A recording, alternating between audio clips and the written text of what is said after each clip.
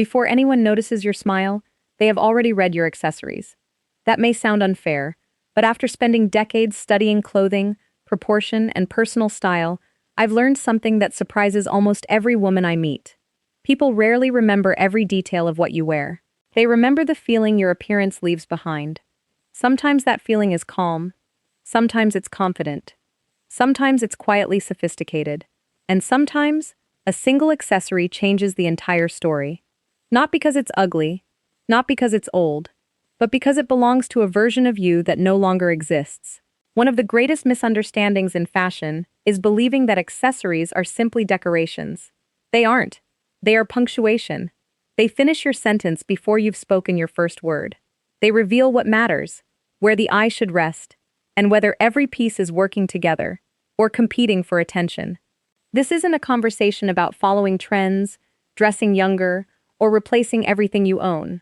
Quite the opposite. Many of the most elegant women I've ever known wore the same watch for years, carried the same handbag with pride, and treasured jewelry filled with family memories. Their secret wasn't buying more. It was knowing what deserved to stay, and what had quietly stopped serving the woman they had become. Today, I'd like to invite you to look at your accessories differently, not as objects, but as storytellers. Together, we'll explore the pieces that may be speaking too loudly, telling the wrong story, or distracting from the most remarkable part of every outfit, you. Because true elegance after 60 isn't created by adding one more beautiful thing. It's created by allowing the woman wearing it to become the most unforgettable part of the picture.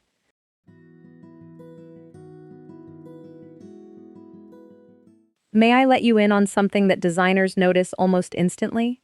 When an accessory becomes the first thing people see, it has quietly stopped doing its job. That may sound surprising. After all, aren't accessories supposed to attract attention? Yes, but never at the expense of the woman wearing them. The finest accessories don't compete with you. They guide the eye back to you. Over the years, I've watched countless women stand in front of a mirror, convinced that one more bold necklace, one larger pair of earrings, or one more statement piece would make an outfit feel complete. And for a brief moment, it often does. But then something subtle happens. The eye lands on the accessory and stays there. It never travels back to the warmth of your face, the kindness in your expression, or the quiet confidence you've earned through a lifetime of experience. This is where fashion quietly becomes composition. Think of a beautiful painting. Your eyes are never meant to admire only the frame. The frame exists to honor the artwork inside. Accessories work exactly the same way. The woman is always the masterpiece. Everything else should support her. I often see this happen at family celebrations, weekend brunches, or elegant dinners. A beautiful woman walks into the room wearing a necklace so commanding that every conversation begins with, "I love your necklace." It's a lovely compliment. But imagine something even more meaningful. "I don't know what it is about you today, but you look absolutely radiant." Can you hear the difference? The first celebrates an object. The second celebrates a woman. And that difference changes everything. The goal after 60 isn't to own accessories that demand applause. It's to choose accessories that quietly strengthen your presence, without asking for recognition themselves. Because real elegance is remarkably generous. It never asks people to admire the details before they admire the person. As you look through your own jewelry, scarves, handbags, and watches, ask yourself one simple question.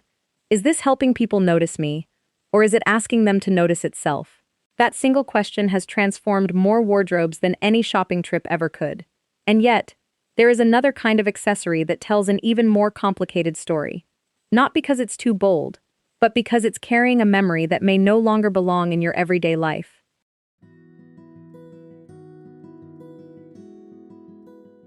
Now I'd like to talk about the most delicate subject in this entire conversation. Because this isn't really about jewelry, it's about memory. As designers, we're taught to study fabric, proportion, color, and craftsmanship. Life teaches us something even more important. Every woman has at least one piece of jewelry that carries a chapter of her life. Perhaps it was a gift from someone she loved. Perhaps it marked a milestone she never wants to forget. Or perhaps it simply reminds her of a younger version of herself. Those memories are precious. Nothing I say today should ever diminish them. But here's a question I gently ask many women. Are you wearing that piece because it still expresses who you are, or because you're afraid of what it means to take it off? There is an important difference. A treasured piece deserves respect. A daily habit deserves reflection. Sometimes we continue wearing the same necklace, the same charm bracelet, or the same collection of rings for so many years that we stop seeing them altogether. Ironically, the people around us stop seeing them too. What was once deeply personal slowly becomes invisible, not because it has lost its beauty, but because it has become predictable. This sounds like a small detail. In reality, it changes the emotional language of your wardrobe. The most elegant women I've worked with never abandoned meaningful jewelry. Instead, they became more intentional with it. A family heirloom wasn't worn every Tuesday simply because it always had been. It was chosen for the moments when its story truly belonged. That simple act gave the piece its voice back. Imagine opening your jewelry box with the same care you would open an old photo album. You wouldn't carry every photograph with you every day. Some memories deserve a quiet place of honor. Others deserve to accompany you on special occasions. Jewelry can be treated the same way. When every meaningful piece is worn all the time, none of them feels truly meaningful anymore. Sometimes the greatest respect we can give a cherished accessory is allowing it to become special again. Because elegance is not only about knowing what to wear, it is also about knowing when a beautiful memory deserves its own moment to shine. And speaking of moments, there's another misunderstanding that has become surprisingly common. Many women believe that if an accessory looks expensive, it automatically looks elegant. Those two ideas are not nearly as similar as they seem.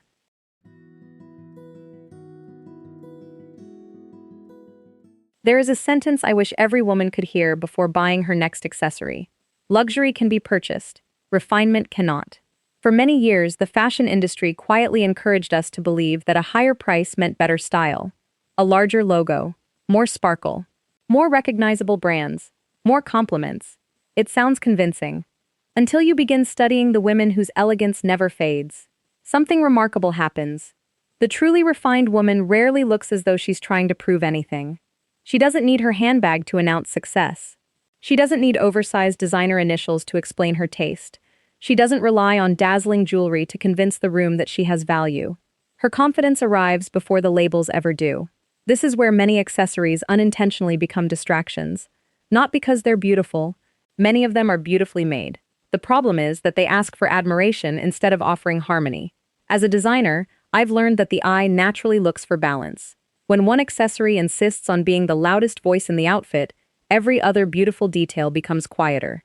The clothing, the posture, the expression, even the grace that only time can create. Everything begins to compete instead of cooperate. Let me paint a familiar picture. Imagine two women entering the same restaurant. One carries a handbag with bold hardware, oversized branding, and jewelry that catches every light in the room. The other carries a beautifully crafted leather bag with clean lines, simple earrings, and a watch she has worn for years. Neither woman is better dressed simply because of the price. But one creates curiosity, the other creates certainty. Curiosity whispers, "I wonder who she is." Certainty says, "She already knows." And that quiet confidence is impossible to manufacture. It doesn't come from the accessory, it comes from the woman. The accessory simply refuses to interrupt her.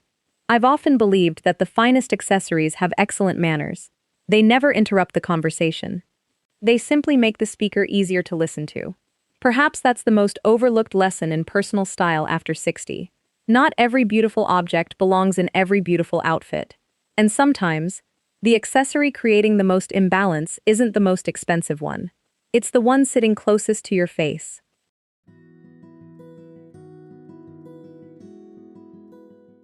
May I share one of the first lessons I learned in a design studio? The eye should always know where to rest. If it doesn't, the outfit feels unsettled, even when every individual piece is beautiful.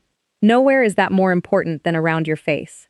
After all, your face is where every conversation begins. It's where your kindness is seen, your confidence is recognized, your laughter is remembered. No accessory should compete with that. And yet, this is one of the most common mistakes I see. Not because women choose unattractive accessories, quite the opposite. Many choose pieces that are simply too determined to be noticed. Large geometric earrings that move before you do. Necklaces that create a visual wall beneath your chin. Scarves tied so high and so full that they interrupt the natural line between your face and your shoulders. Even bold eyeglass frames can sometimes become the headline instead of the introduction. Please don't misunderstand me. Statement pieces absolutely have their place. I've designed collections around them. But a statement should never become an interruption. It should become an invitation. Here's a simple exercise I often recommend. Stand in front of a mirror, wearing your favorite accessory. Now soften your gaze. Don't focus on the details. Instead, notice where your eyes naturally land first. Do they find your expression, or do they stop somewhere else? That tiny experiment reveals more than most styling guides ever could. I've watched women remove just one oversized necklace, or exchange dramatic earrings for a quieter pair, and suddenly something extraordinary happens. Their eyes seem brighter, their smile feels warmer, their entire presence becomes easier to remember. People often think they've changed their outfit. In reality, they've simply removed the obstacle between themselves and the person looking at them. This is where most women get it completely wrong. They believe elegance comes from adding another beautiful detail. More often than not, it comes from allowing your face to become the brightest point in the composition.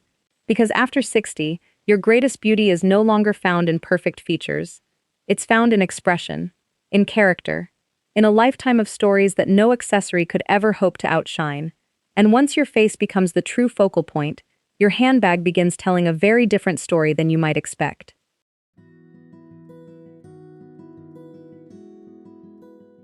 I'd like you to think about your handbag in a way you may never have before, not as something you carry, but as something that quietly carries you.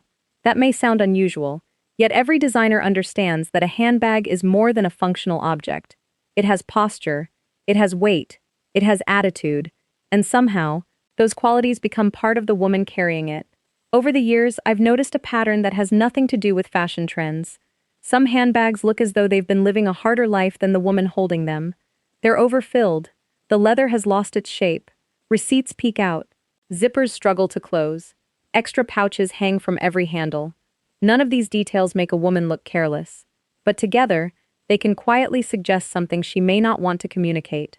Exhaustion, constant urgency, a life that never has a chance to slow down. Now compare that with a handbag that has structure.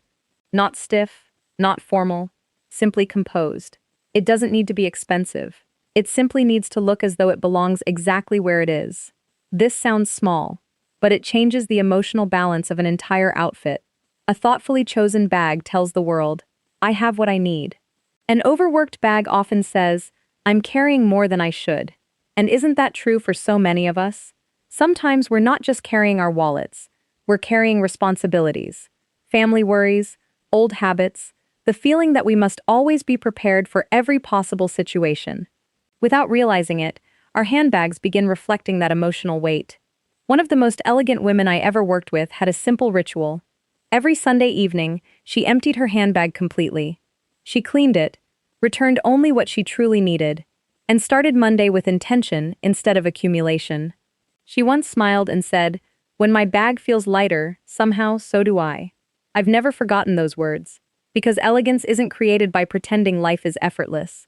It's created by refusing to let life's clutter become part of your appearance. Perhaps your handbag doesn't need replacing. Perhaps it simply needs room to breathe, because the accessories we carry should support our lives, not advertise our burdens. And there's one final lesson I'd like to leave you with. It isn't about adding something new.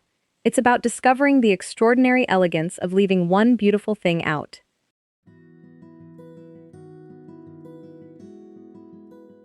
Before we finish, I'd like to share one final lesson. Oddly enough, it has very little to do with accessories, and everything to do with restraint. When I was a young designer, I believed every collection needed one more detail, one more button, one more trim, one more decorative idea. Then an older mentor quietly walked over, looked at my work, and said, now remove the last thing you added. I remember feeling almost offended, until I did it. The design became calmer, stronger, more confident. That lesson has stayed with me for decades. Because elegance has never been about how much beauty you can add. It's about knowing the exact moment to stop. I see the same principle in personal style every single day. A beautiful scarf, a lovely necklace, elegant earrings, a statement ring, a watch, a bracelet. Each piece is attractive on its own. Together, they begin talking over one another. Imagine sitting around a dinner table with 6 wonderful friends. If everyone speaks at the same time, you hear no one. Accessories behave exactly the same way. This is why the most refined women often seem impossible to imitate. People assume they own extraordinary wardrobes. In reality, they edit extraordinarily well. Before leaving the house, they don't ask, "What else should I add?" They ask, "What no longer needs to be here?" That single question changes everything. Try it the next time you're getting dressed. Put on every accessory you plan to wear. Then remove just one. Stand back, look again. Not as someone judging herself, but as someone meeting herself for the first time. You may be surprised by what disappears. More importantly, you'll notice what finally appears. Your expression, your posture, your confidence, your presence. The woman was never hiding behind too few accessories. She was simply waiting for them to stop competing with her. And perhaps that has always been the quiet purpose of great style. Not to impress strangers, not to chase compliments, not to prove that we understand fashion, but to remove every unnecessary distraction until the woman herself becomes unforgettable. Because long after someone forgets your handbag, or your earrings, or the bracelet on your wrist, they will remember how you made elegance feel so completely effortless. And that is the only accessory truly worth wearing. Before we say goodbye, I'd like to leave you with one thought that has followed me throughout my entire career.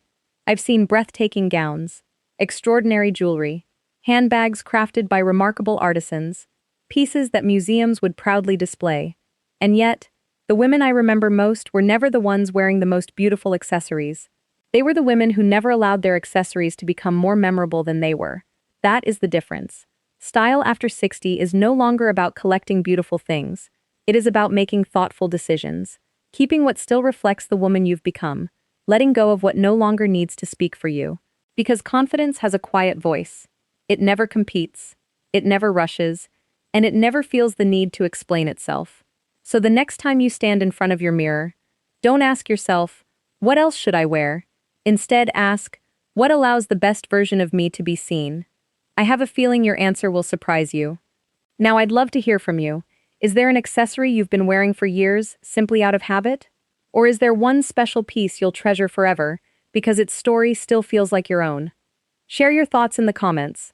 I read them more often than you might imagine, and some of the most meaningful conversations begin there. If today's discussion gave you a new way of looking at style, I hope you'll join me again. Here, we don't chase trends.